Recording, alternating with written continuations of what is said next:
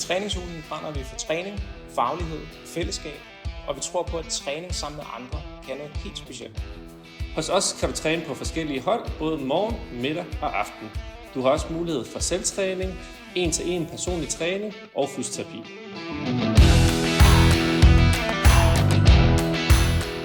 I træningsugen er sundhed mere end bare fysisk aktivitet, men også social og mental trivsel.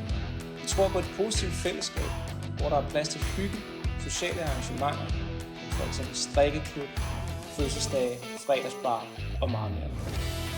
Vi tror på, at træning kan gøre sjovt for alle aldre, størrelser og niveauer, og vi sørger for, at træning altid bliver tilpasset den enkelte.